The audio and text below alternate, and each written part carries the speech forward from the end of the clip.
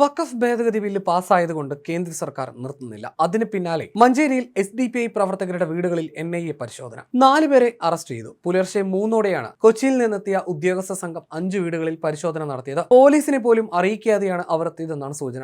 4 വീടുകളിലെ പരിശോധന പൂർത്തിയായി. ഓരോ വീടുകളിൽ നിന്നും ഓരോരുത്തരെ വീതം കസ്റ്റഡിയിലെടുത്തു. പാലക്കാട് ശ്രീനിവാസൻ കൊലക്കേസുമായി ബന്ധപ്പെട്ടാണ് ഇവരെ കസ്റ്റഡിയിലെടുത്തതെന്നും സൂചനയുണ്ട്. ഒരു കേസുമായി ബന്ധപ്പെട്ടാണ് ഇവരെ പിടികൂടിയതെന്നും ചോദ്യം ചെയ്യലിനു ശേഷം നിരപരാധികളെന്ന് ബോധ്യപ്പെട്ടാൽ കസ്റ്റഡിയിലെടുത്തവരെ വെറുതെ വിടുമെന്നും ബന്ധുക്കളോട് ഉദ്യോഗസ്ഥർ പറഞ്ഞു. കസ്റ്റഡിയിലായവരിൽ ഒരാൾ SDPIയുടെ ബ്രാഞ്ച് പ്രസിഡന്റാണ്. 2 പേർ സ്വർണ്ണപ്പണിക്കാരാണ്. റിഷാദ്, ഖാലിദ്, സെയ്ദലവി, ഷിഹാബ് എന്നിവരെയാണ് കസ്റ്റഡിയിലെത്തിയിരിക്കുന്നതെന്നാണ് വിവരം. മറ്റൊരു SDPI പ്രവർത്തകനായ ഷംനാദിന്റെ വീട്ടിലും NIA റെയ്ഡ് നടന്നു. കഴിഞ്ഞ മാസം സംസ്ഥാനത്തെ SDPI ഓഫീസുകളിൽ എൻഫോഴ്സ്മെന്റ് ഡയറക്ടറേറ്റ് വ്യാപക റെയ്ഡ് നടത്തിയിരുന്നു. തിരുവനന്തപുരത്തെ സംസ്ഥാന കമ്മിറ്റി ഓഫീസിലും മലപ്പുറത്തും റെയ്ഡ് നടന്നു. രാജ്യത്ത് 10 സംസ്ഥാനങ്ങളിലായി 12 കേന്ദ്രങ്ങളിൽ റെയ്ഡ് ഉണ്ടായി. ഇതിന്റെ തുടർച്ചയാണ് NIAയുടെ ഇപ്പോഴത്തെ നടപടികളെന്നും സൂചനയുണ്ട്. 2009-ൽ സ്ഥാപിതമായ SDPI നിരോധിക്കപ്പെട്ട പോപ്പുലർ ഫ്രണ്ട് ഓഫ് ഇന്ത്യയുടെ രാഷ്ട്രീയ വിഭാഗമാണെന്ന് നേരത്തെ ED കണ്ടെത്തിയിരുന്നു. സാമ്പത്തികവും നയപരമായും SDPIയിൽ PFI സ്വാധീനമുണ്ട്. സ്ഥാനാർത്ഥി നിർണയത്തിൽ പോലും SDPIയെ PFI സ്വാധീനിച്ചുവെന്ന കണ്ടെത്തലിനെ തുടർന്നാണ് നടപടികൾ. ഇതിനിടയിലാണ് NIAയും റെയ്ഡിനെത്തുന്നത്. 5 വീടുകളിലാണ് NIA റെയ്ഡ് നടത്തിയത്. ചെങ്ങര, മംഗലശ്ശേരി, കിഴക്കേത്തല,